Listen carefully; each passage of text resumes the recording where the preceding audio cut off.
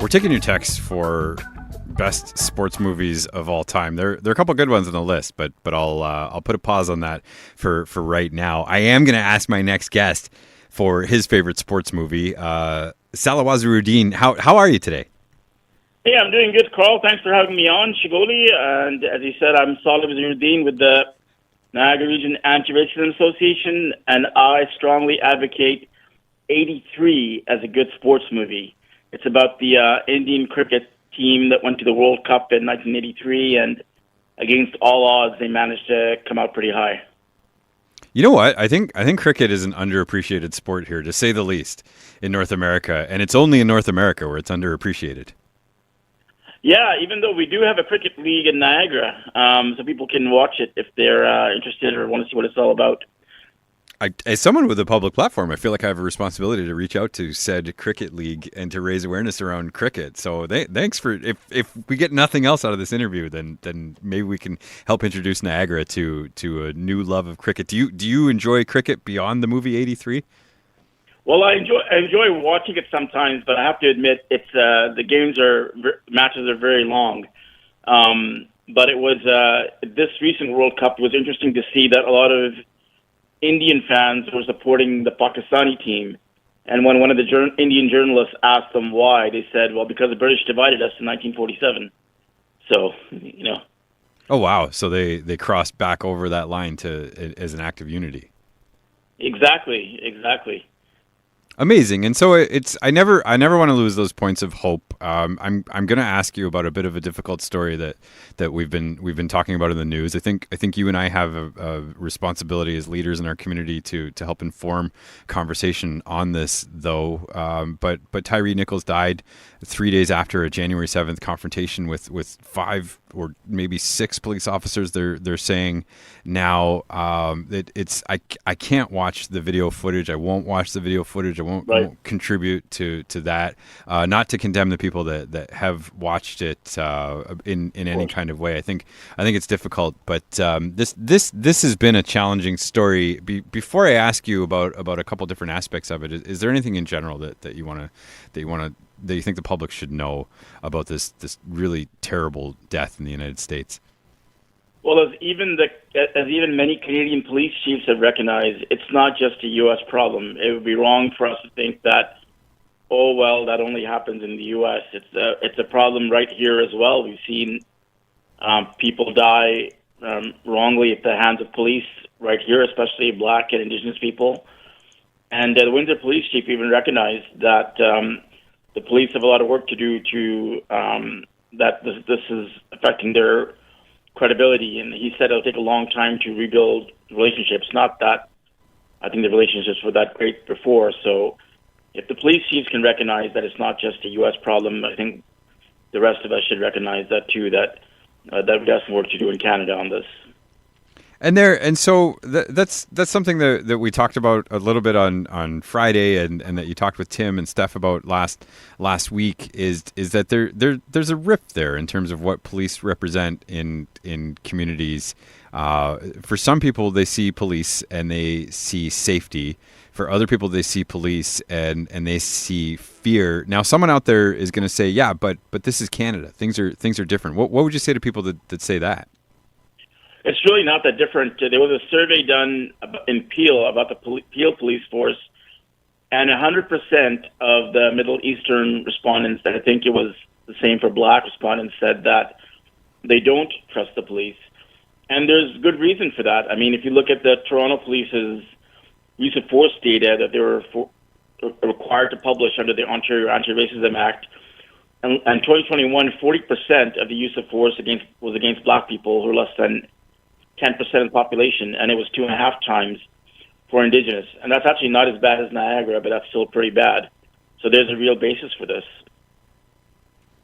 There's been a lot of requests for change. There's been a lot of asks for things to be done differently. One of the things that we've talked about again on air, but I don't think it would hurt to touch back upon is the collection of race-based data. How much do you think that this could change the situation if something as simple as race-based data were collected on a provincial level and from police force to police force? One very important thing that race-based data does is it at least lets us measure what progress we're making, if any, if we're making any progress, and what barriers we have. It's unfortunate there's people who've been against race-based data saying that somehow it's racist, or that to recognize race is racist. We saw this in the municipal election here in Niagara. There was at least one mayoral candidate that was saying that, and we've seen that said by elected officials before. But actually, the reason I think some people don't want race-based data is because they're afraid of what the numbers will show and what the numbers do show, and that we need to make progress. Before we had this data that was required by the use of force data that was required by the Anti-Racism Act, Ontario Anti-Racism Act, we didn't know. So now at least we know what some of the disparity is, and we can keep measuring it and see if we're actually doing better, or if it's just talk and we're not actually making a difference. But we do need more. We'd like to see in the Niagara Region Anti-Racism Association. We've also been asking for race-based data on traffic stops. Who gets stopped, who gets convicted, who gets cited.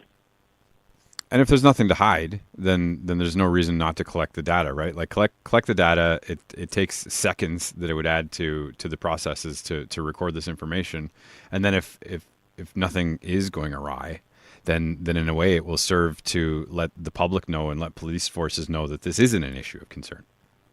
And even the critics of some of the critics I've encountered of some of this use of force data would say, well, we don't know the circumstances. Well, okay, let's collect that data too. They have a point, so let's collect more data. So we can see across accounting for all the different factors where race stands out. As I mentioned the last time I was on the show, when in Toronto they cross-referenced 3 different databases to see if the use of force disproportionality was because there was a gun involved, or because of part of town it was, or what kind of crime it was, and they saw the only thing that affected it was race, and not any of these other factors. So let's see that. Yeah, it can't hurt to put that information forward. One of the other things that I've heard from anti-racism experts and from advocates across the province is that if we collected some race-based data in other categories too, in terms of health outcomes and social determinants of health, that it would show where resources are needed more in neighborhoods. And I want to veer over to our friends on the other side of Lake Ontario right now, where there's a lot of talk of increases to police funding in the Toronto Transit Commission. And so they've started what I think is a good conversation and a complex conversation about are police the solution to some of the incidences of violence in the city that are reported, as opposed to other supports that haven't been funded, like the housing crisis that we're in, the mental health supports that are severely lacking right now, the social service reports that are here, the increases in child poverty. I'm not sure if you want to weigh in on the use of police in the TTC subway situation. Yeah, it's a fantasy to think that crime and violence happen because there aren't enough police around. And you don't have to take my word for it. Even before the TTCs added their 50 additional constables, the Toronto police had 80 additional police on the subway this weekend, but it was the most violent yet this year. And we in Niagara should know better. We had a shooting in downtown St. Catharines a while ago, where the police were almost right there. They responded within minutes, and it didn't prevent the shooting. But Premier Ford is saying, well, 80 is not enough police from the Toronto police. Wants to double down. But since 2018, he's underfunded mental health by $1.5 billion a year. And this isn't just, you and I, mouthing off our political opinions. As an expert, David Cooper from a consulting company called, I think it's called Liberty Mobility. I have to double check that. He's doing a national transit safety study, and he's saying it's substance abuse, mental health, housing, and hate and discrimination that are the factors that are causing this. That you can't use police to get your way out of this. It's Leading Mobility is the company that he's with. think there's a lot of information that should better inform these conversations, and I do appreciate your perspective. One of this question has come up literally every single time that we've talked about the very, very unfortunate actions of the police and the death of Tyre Nichols. I've been asked because he was killed by black officers. Does that affect the conversation about how we talk about the police violence against black people in the United States? Well, that's another misconception I run into as well. It's racist not because of who does it, but it's racist based on who it's done to. So it could be white officer, black officer, indigenous, brown, whatever color. It's violence against a black man in this case, and it's obviously completely unjustified, not out of proportion, everything unprovoked, and that's part of systemic racism. That's why it's systemic racism. It's not about the individual. It's not about that. Oh, this is a bad police officer. It may very well be, but it's about the whole system, and we're not approaching it systemically if we're only looking at it individually. So I think that is a trap that some people fall into, saying, "Oh, well, if it's black person on black person, that somehow that makes it different." My last question for you. We're down to about 60 seconds here, but do you think there's conversations happening about police officers as guardians as opposed to a warrior mentality in the police force? Do you think that it's about a philosophy within police, or is the concern policing in general as it's been historically used? It's both. I'm certainly in favor of de-escalation training and things like that, which the TTC is doing and the Toronto Police are doing. Historically, nobody can escape that a lot of policing in North America, at least, and definitely in some parts of the southern U.S., was as slaves catching patrols, and it was often black people who were deputized to catch slaves, going back to your previous question. But we definitely need to there's a group in Toronto, TTC Riders. They're on web, ttcriders.ca. They're saying instead of putting more money into police, put more money into transit service. If you have more frequent trains, people won't have to be hanging around the terminals so much, and also putting in safety doors and other things they're saying we can do than police. Mr. Waziruddin, I really appreciate you joining us today. Hey, thank you, Karl. If you want to look us up on our socials, it's the NRARA for the Niagara Region Anti-Racism Association, and thanks for having me on. Thank you so much for your time. Thank you to everybody who's checking out the show. Greg Campania is producing. I'm Karl Dockstader hosting. You're listening to The Drive. Bonnie's going to get you the news. We'll be right back.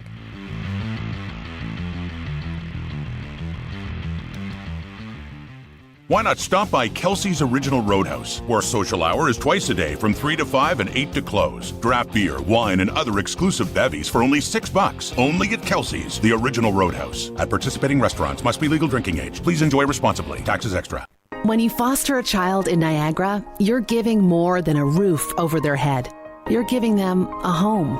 You're giving them confidence to be themselves and courage to reach their full potential.